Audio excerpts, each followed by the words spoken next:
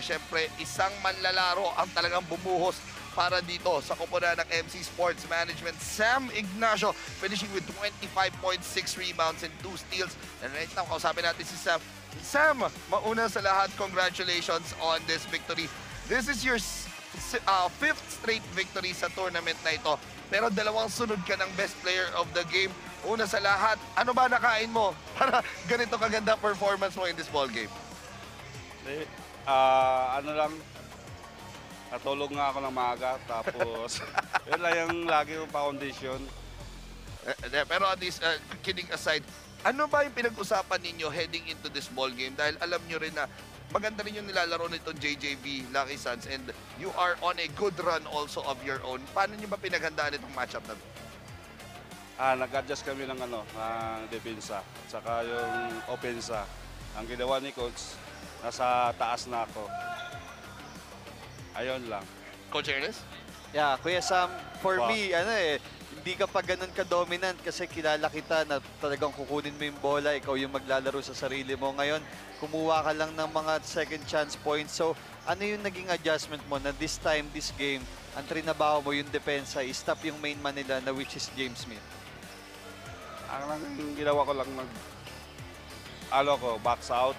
Then, maganda yung naging resulta ng depensa ko. Hindi sila makalusot-lusot sa akin. Ayun.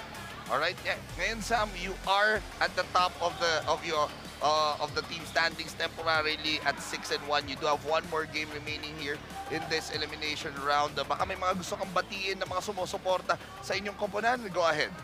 Papasalamat muna ako po kay God na naging maayos yung laro namin. Hindi kami na-injury at saka nakarating kami ng maayos dito. Saka sa mga sponsor ko namin pala, nandito po yung boss namin na si Boss Jeff Maronelia, Aman Scarpio, Armor On, Betus, Notorious, Motorsports, DCG Steel, Arden Longanisa. Saka yung kagabi, yung pinuntahan ko na birthday kay Rizal Dayson, nagpapasalamat po ako dahil in-invite kami ng asawa ko at saka yung anak ko. Papasalamat po ako sa asawa ko nandito na magandang suporta sa akin, talagang sumasabak sa akin, pati yung anak ko na si Ace Asher. Saka yung mga mga kababayan ko sa Aklan, bobog naman siya Aklan, lalo sa mga pamilya ko, kay Shirlita Ignacio, Manny Ignacio, sa Ate Amy, saka si Ate Donna sa Paris.